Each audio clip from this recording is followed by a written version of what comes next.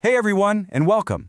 Today we're jumping into something that is absolutely essential for speaking Turkish, how to point things out.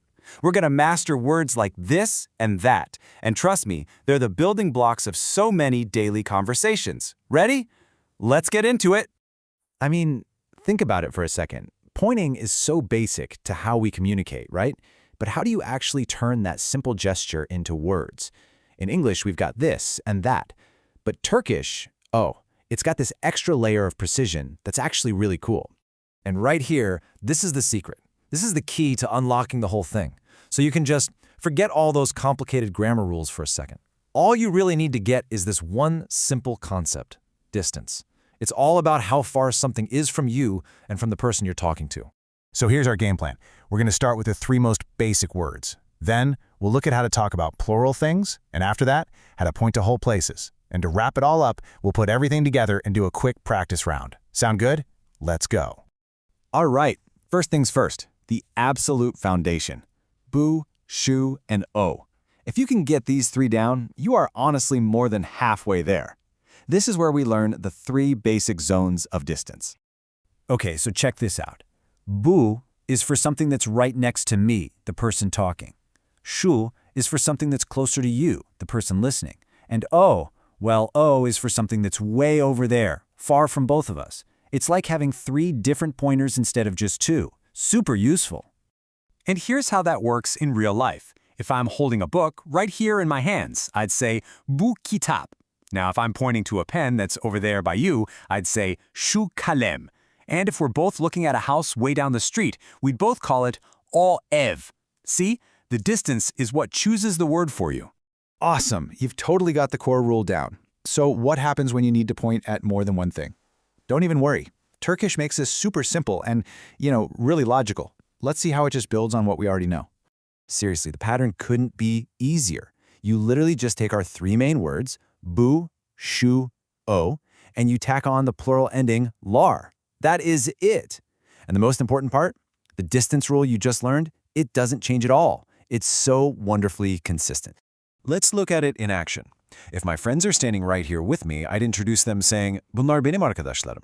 Now, if I'm pointing to your bags over there by your feet, I'd ask, şunlar senin çantaların mı?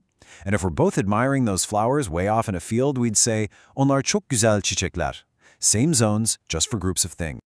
Okay, we've covered single things, we've handled groups of things. What's the last piece of the puzzle? Places, like saying here or there. And yep, you guessed it, that same powerful distance logic applies here too. I mean, just look at this pattern. Isn't it great? Bu becomes burası for the place I'm standing in right now. Shu turns into şurası for that spot over there by you. And O becomes orası for that location far away from both of us. You just gotta love that consistency. So if I'm in a quiet library, I might whisper, burası çok sessiz. If I'm pointing to a park just across the street from you, I'd say, şurası çok güzel bir park. And if we're looking at a distant mountain pass, I might give a warning. Orası tehlikeli. All right, deep breath. We've covered all the building blocks. Now it's time to snap them all together and see the big picture. Let's pull up the master chart, and then we can test out what you've learned. And this is the master key. Seriously, this little table has everything. Look at the pattern going down. Bu, bunlar, burası. They all have to do with what's here, close to me. And going across, you see our three distance zones for every single category. This is definitely the one you want to screenshot.